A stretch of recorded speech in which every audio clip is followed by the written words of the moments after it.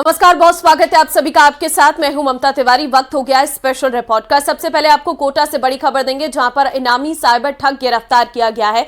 इनामी ठग रविंद्रनाथ राजवंशी गिरफ्तार किया गया है। रविंद्रनाथ राजवंशी पर था 5,000 का इनाम और 1 साल से बंगाल में फरारी काट रहा था आरोपी। महिला के साथ 1 लाख की ठगी का था फरार आरोपी और कोटा की साइबर थाना पुलिस ने यह कार्रवाई की है। तो देखिए, 1 साल से बंगाल में फरारी काट रहा था ये आरोपी। महिला के साथ 1 लाख की ठगी कर ये फरार था।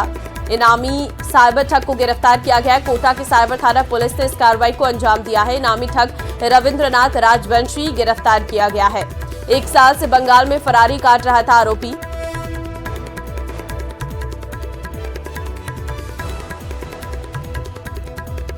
तो तस्वीर भी हम आपको दिखा रहे हैं। रविंद्रनाथ राजवंशी पर 5,000 का इनाम घोषित था। फिलहाल इसकी गिरफ्तारी हो चुकी है। 1 साल से बंगाल में ये फरारी काट रहा था। महिला के साथ 1 लाख की ठगी कर फरार हो गया था। पुलिस लगातार तफ्तीश कर रही थी और आखिरकार 1 साल बाद इसकी गिरफ्तारी हो गई है। गिरफ्तारी से पुलिस को कई बड़े सबूत भी मिले हैं। साइबर ठग ये है रविंद्रनाथ राजवंशी। रहे लोगों को बाहर निकालकर उनके देश भेजा जा रहा है। पिछले 10 और 11 मार्च को 2 चरणों में 540 भारतीयों को भी वापस देश लाया गया। इनमें से 25 से 30 युवा राजस्थान के हैं। वहीं अभी तक 9 युवा ऐसे सामने आए हैं जो शेखावाटी के झुंझुनू जिले से हैं। म्यांमार की साइबर ठगी की गुलामी से बाहर निकलकर अपने घर लौट रहे युवा आज भी दहशत में हैं, जिन्होंने बताया कि उन्हें कैसे एक केस लड़की बनाकर अमेरिकन और यूरोपियन देशों के लोगों से चैट करवाया जाता था और बाद में चाइनीज और ताइवानी लोग उनके साथ हनी ट्रैप करके ठगी करते थे। ये रिपोर्ट देखिए।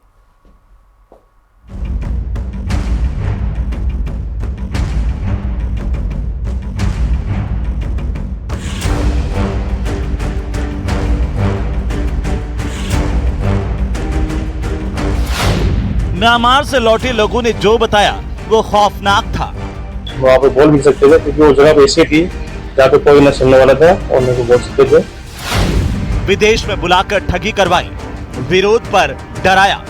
पनिशमेंट दिया करते थे, बिठा दिया करते थे 3-3 घंटा 5-5 घंटा जाते। जैसे हम बीमार हैं, तो बीमार नहीं कुछ नहीं है, तो उनको बीमार के नाम पे बोलते थे तो छुट्टी बांटते थे। 5,000 रुपये 7,000 रुपये महीने लगेगा, तुम्हें उठा दिया जाएगा, तुम्हें कल 3 दिन करना पड़ेगा। एक्स्ट्रा मतलब कुछ भी बता दिया करते थे, जो चीज हम नहीं कर सकते थे।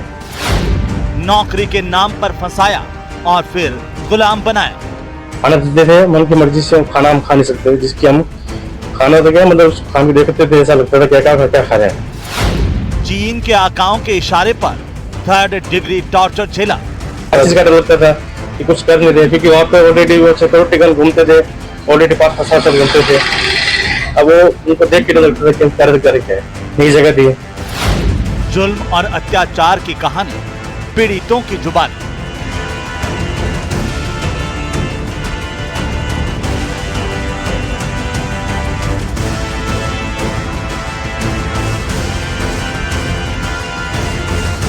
बेहतर जिंदगी के सपने लेकर वो विदेश गया था, लेकिन उसे बंधक जैसी जिंदगी बितानी पड़ी। जी हां, म्यांमार से वापस लौटे लोगों ने जो बताया उसने सभी को हैरान कर दिया है। जुल्म और 3rd डिग्री टॉर्चर का हर वो किस्सा सुनाया जो उसने वहां पर सहा है। जिंदगी में तबाही जैसा मंजर उसने झेला है। हम गए थे अब यहाँ से बेंगलुरु से जयपुर गए थे थाईलैंड के लिए, जो कि खुद काम के लिए गए थे। खुद अपना कमाने के लिए पैसा होटल काम के लिए बताया गया था। हम खुद ऑनलाइन सर्च मार के जॉब पे गए थे, ऑनलाइन के माध्यम से, सोशल मीडिया के माध्यम से। वहाँ जाने के बाद एक 3rd पर्सन हमारे पास लेने के लिए आया था, जो लेने के बाद में हमको डाइवर्ट कर दिया गलत जगह पर। और गलत जवाब डाइवर्ट करने के बाद वहाँ पे बोल भी सकते थे, क्योंकि वो जगह पे ऐसी थी जहाँ पे कोई न सुनने वाला था और न बोल सकते थे, क्योंकि उनके पास तो पूरा सिस्टम था। और जिससे हम गए तो उन्होंने रास्ते में खाना वाना हमको खिलाया। उसके बाद हमको दूर तक काफी लंबा समय तक ले गया। हमको जहाँ बोल नहीं सकते थे, रात ज्यादा काफी हो गई थी, पहाड़ी इलाका था जहाँ से हम बोल नहीं सकते थे। हमने ऑब्जेक्शन भी किया मगर उन्होंने सुनवाई नहीं की।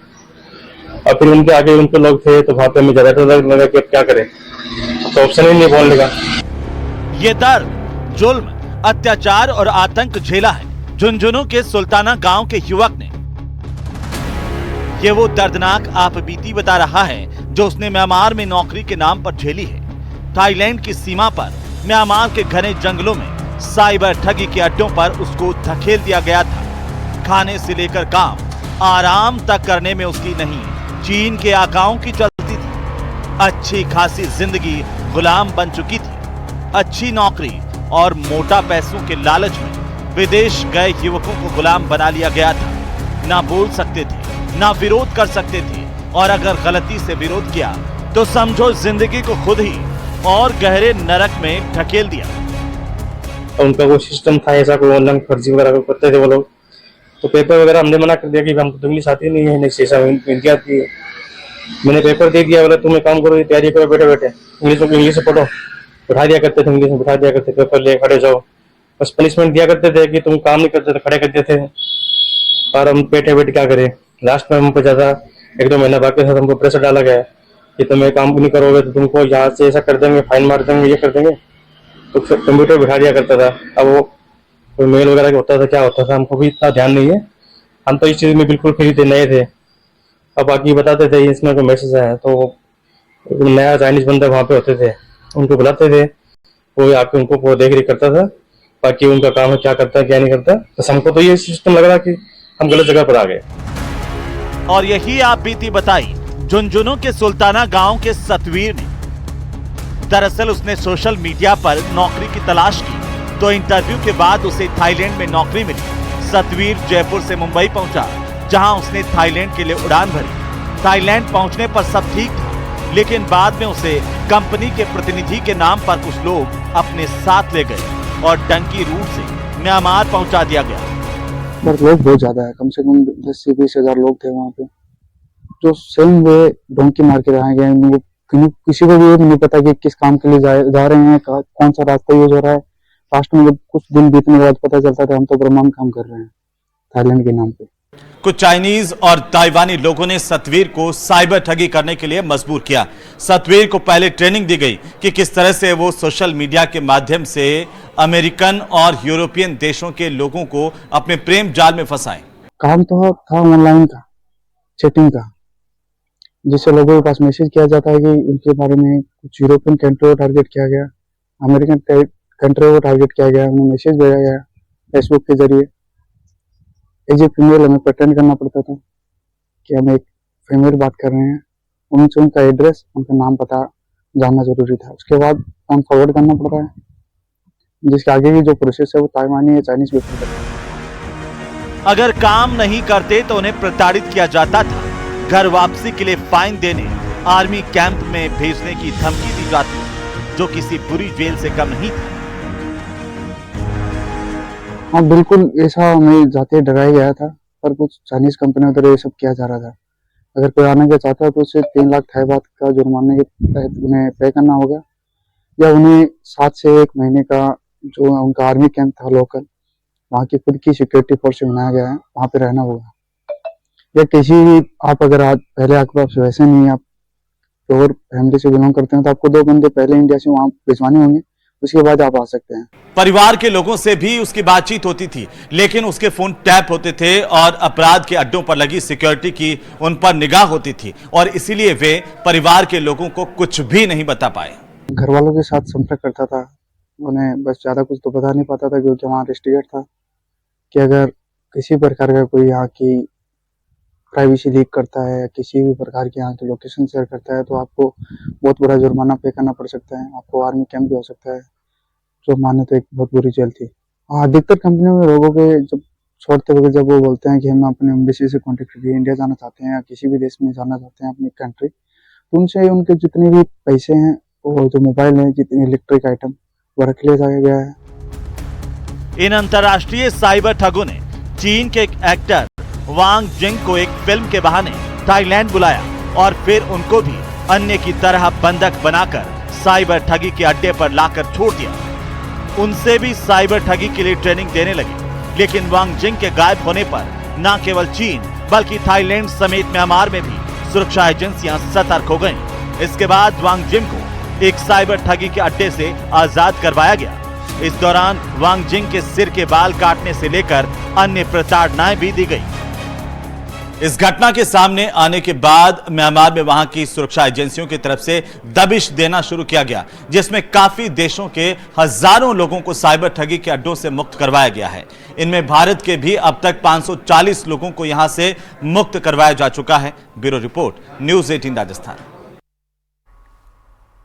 और अब खबर नागौर से आपको देंगे, जहां खिवसर विधायक रेवंत राम डांगा का लेटर वायरल होने के बाद इस पूरे मामले पर बीजेपी की प्रदेश उपाध्यक्ष ज्योति मिर्धा ने बयान दिया है। उन्होंने कहा कि जिसने लेटर लीक किया उसका लिंक हमारी पार्टी से है और सीएम और प्रभारी के संज्ञान में सारी बातें आ चुकी हैं। एक विधायक अपनी अगर कोई बात बंद लिफाफे में अगर उनके सामने पेश करता है तो ये बिल्कुल उसका अधिकार है करने का। जिसने उसको लीक करा है उस बारे में भी सूचना मिल चुकी है। कुछ लोगों ने उससे पहले ही ये बात फैला दी थी कि भाई ऐसा ऐसा एक पत्र हमारे हाथ में आ चुका है और समय आने पर हम उसको रिलीज करेंगे। और उसका जो कनेक्शन है वो भी अफसोस की बात है कि हमारी पार्टी में ही निकल करके आया है। लेकिन इस बात को बहुत सीरियसली लिया गया है और मुझे पूरा विश्वास है कि जो हमारा सीनियर लीडर्स हैं, मुख्यमंत्री जी हैं, प्रदेश अध्यक्ष जी हैं और हमारे प्रभारी राधा मोहन जी हैं, इस बात को उनके संज्ञान में लेकर आया गया है, उनको ध्यान है और उसके ऊपर जल्दी कोई ना कोई एक्शन होना चाहिए। मुजफ्फरपुर की एसीजेएम पश्चिमी कोर्ट में बिहार के मुख्यमंत्री नीतीश कुमार के खिलाफ राष्ट्रगान का अपमान करने के आरोप में केस दर्ज हुआ है। आरोप है कि 20 मार्च को एक कार्यक्रम में राष्ट्रगान के दौरान उन्होंने अनुचित व्यवहार किया। ये मामला भारतीय दंड संहिता और राष्ट्रीय गौरव अपमान निवारण अधिनियम के तहत दर्ज किया गया है। विपक्षी दलों ने इस घटना पर कड़ी प्रतिक्रिया दी है और माफी की मांग की है। ये रिपोर्ट देखिए।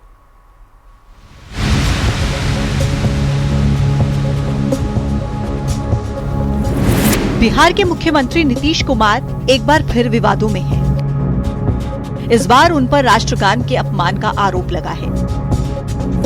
नीतीश कुमार एक कार्यक्रम में शिरकत करने के लिए पहुंचे थे। इस दौरान जब राष्ट्रगान हो रहा था तो वो अपने पास में खड़े प्रधान सचिव दीपक कुमार को बार बार टोक रहे थे और उनसे कुछ बात करने की कोशिश कर रहे थे, जिससे दीपक कुमार असहज नजर आ रहे थे और इशारों में नीतीश कुमार से सावधान की मुद्रा में खड़ा होने के लिए कह रहे थे। बावजूद इसके नीतीश उन्हें लगातार टोकते रहे। उनका ये वीडियो सोशल मीडिया पर वायरल हो रहा है, जिस पर सियासी बवाल खड़ा हो गया। वीडियो वायरल होने के बाद विपक्ष ने निशाना साधा। लालू यादव ने वीडियो को ट्वीट करते हुए लिखा है कि राष्ट्रगान का अपमान नहीं सहेगा हिंदुस्तान। तो वहीं तेजस्वी यादव ने ट्वीट किया कि नीतीश कुमार कभी महात्मा गांधी जी की शहादत दिवस पर ताली बजाकर उनकी शहादत का मखौल उड़ाते हैं तो कभी राष्ट्रगान का। राष्ट्रगान के अपमान मामले में बिहार विधानसभा के अंदर और बाहर विपक्ष का प्रदर्शन देखने को मिला। तेजस्वी यादव मुख्यमंत्री नीतीश कुमार से इस्तीफे की मांग कर रहे हैं। जिस प्रकार से कल माननीय मुख्यमंत्री जी ने राष्ट्रगान का अपमान किया है, हम बिहारी होने के नाते हम शर्मिंदा हैं। हम लोगों का शर्म से माथा बिहारियों का नीतीश कुमार जी ने झुकाने का काम किया। पूरे मामले पर जमकर सियासत हो रही है। कांग्रेस ने भी नीतीश कुमार पर निशाना साधा। इतनी देर तक सावधान की मुद्रा में जो व्यक्ति खड़े नहीं हो सकता, वो प्रदेश की कानून व्यवस्था कैसे संभाले? सोच के स्तर पर, मानसिक स्तर पर सब कुछ तो ठीक नहीं है, यह बात तो साफ है। नीतीश जी के साथ में ये समस्या है और इसका फायदा या इसका दुरुपयोग बीजेपी न उठाए। जैसे ये जो ऑनलाइन प्लेटफॉर्म से जो व्यवस्था करने की बात कही गई थी महोदय, इसके चलते ये लोग मोबाइल पर लेकर के बात कर रहा। आप सब प्रतिबंधित था, रोका हुआ था, और सब मोबाइल लेकर के बोल रहा है। ये कोई बात है? आप तो करिए ना साहब, कोई मोबाइल लेकर के नहीं आए। तो राष्ट्रगान के अपमान पर सियासी बवाल जारी है, लेकिन ये पहला मौका नहीं है जब नीतीश कुमार सुर्खियों में रहे। हाल ही में बिहार विधानसभा के सत्र के दौरान एक विधायक के मोबाइल इस्तेमाल करने पर मुख्यमंत्री नीतीश कुमार भड़क गए थे। नीतीश कुमार ने न सिर्फ मोबाइल के बैन होने और इस्तेमाल न करने की नसीहत दी, ये भी कहा कि जो मोबाइल लेकर सदन में आएगा उसे बाहर कर दिया जाएगा। Bureau report, news 18। लेकर विवाद तेज होता जा रहा है और अब इन मजारों को हटाने को लेकर यूपी में होर्डिंग और पोस्टरबाजी भी देखने को मिली है। वहीं केशव मौर्य ने ममता, अखिलेश और राहुल पर पलटवार कर कहा है कि वो औरंगजेब फिल्म देखें, आक्रमणकारी संत नहीं होता। वहीं समाजवादी पार्टी का दावा है कि वो गाजी मेले को करवा कर रहेगी। ये रिपोर्ट देखिए।